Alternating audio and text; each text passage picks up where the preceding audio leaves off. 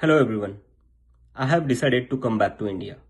Yes, मैं अपने देश, अपने घर इंडिया वापस आ रहा हूँ एजुकेशन मिनिस्टर धर्मेंद्र प्रधान का रेजिग्नेशन मांगने के लिए।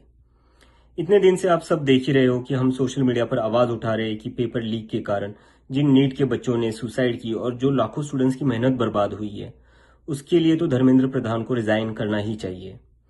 8 लाख बच्चों ने हमारी पिटीशन साइन की है। Crores of people have supported this demand on social media as well.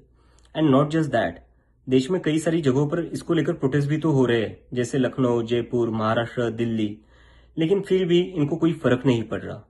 आज नीट के 22 लाख स्टूडेंट्स, सीबीएसई के 17 लाख स्टूडेंट्स, सीयूईटी के 16 लाख स्टूडेंट्स और एसएससी जीडी के 40 लाख स्टूडेंट्स, ऐसे 1 करोड़ से ज्यादा स्टूडेंट्स हैं जिनकी जिंदगी के साथ मजाक किया गया है सिस्टम द्वारा।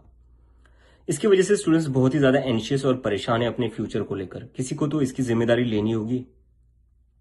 इतने बड़े ब्लंडर के बाद भी अगर एजुकेशन मिनिस्टर रिजाइन नहीं करते तो इसका मतलब इस देश में अकाउंटेबिलिटी नाम की कोई चीज बची ही नहीं है।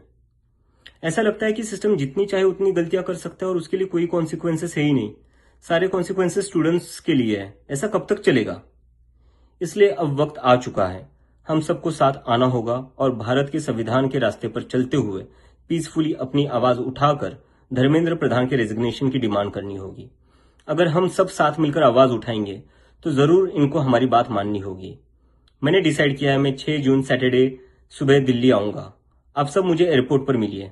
हम सब मिलकर पार्लियामेंट स्ट्रीट पुलिस स्टेशन जाएंगे और वहां पर जंतर मंतर पर एक पीसफुल प्रोटेस्ट करने के लिए परमिशन मांगेंगे। इंडिया का कॉन्स्टिट्यूशन हमें राइट देता है कि गलत के खिलाफ हम पीसफुल तरीके से अपनी आवाज उठा सकते हैं। उसी कॉन्स्टिट्यूशन के अकॉर्डिंग हम अपनी आवाज उठाएंगे और मैं उम्मीद करता हूं जितने भी कॉकरोच जनता पार्टी के सपोर्टर्स हैं और जितने भी स्टूडेंट्स और यूथ इस सिस्टम से परेशान हैं, वो इस प्रोटेस्ट में शामिल होंगे। जिसको लगता है धर्मेंद्र प्रधान एजुकेशन मिनिस्टर जो है हमारे, उनको रिजाइन करना चाहिए, वो सभी लोग इस प्रोटेस्ट में शामिल हो जाए। मेरे फ्रेंड्स और फैमिली को डर है कि मुझे एयरपोर्ट से ही अरेस्ट कर लेंगे और फिर जेल भेज देंगे। लेकिन मुझे अभी भी उम्मीद है कि आज भी हमारा देश एक डेमोक्रेसी है और हमें पीसफुली प्रोटेस्ट करने की परमिशन मिल जाएगी। I want to make it clear, I'm a big admirer of Gandhi, Ambedkar, Bhagat Singh and Nehru, and I believe in the Constitution of India more than anything else, जो हम सबको एक democracy में अपनी आवाज रखने का राइट देता है।